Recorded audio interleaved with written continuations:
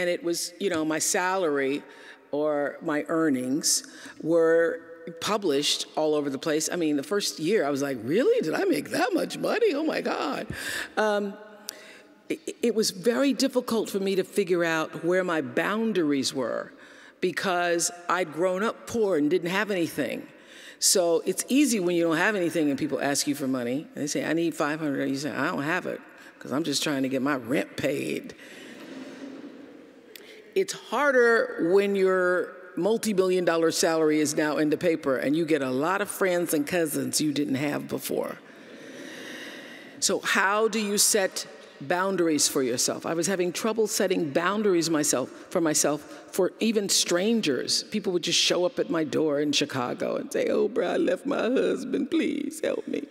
And I would, because she knows I have it. So don't try that now, though, okay? Don't try that now. I figured it out.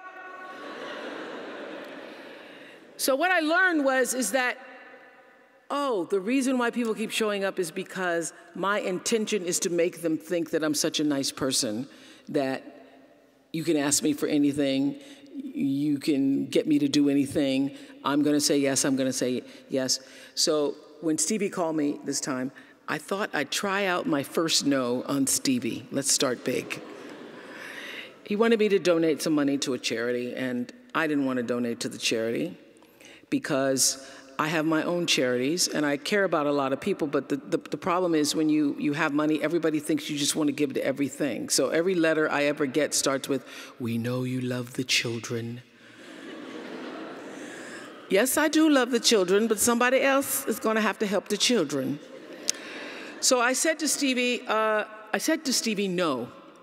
And as a person who has that disease to please, I was waiting for him then to say, I will never speak to you again.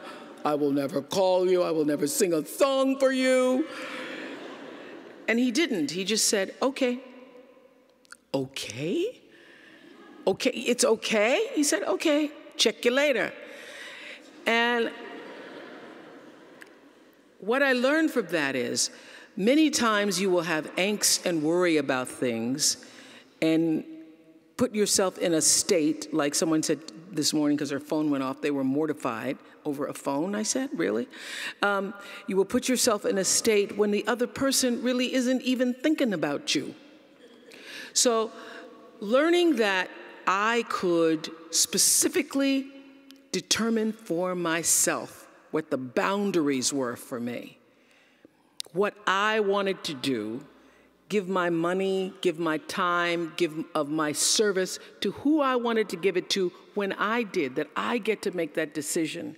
And just because you get 100 requests a week doesn't mean you have to try to fulfill all of that. Just because you have all of these demands on your time and on you doesn't mean that you have to say yes. You get to decide because you're the master of your fate, the captain of your soul, as William Ernest Henley said in Invictus.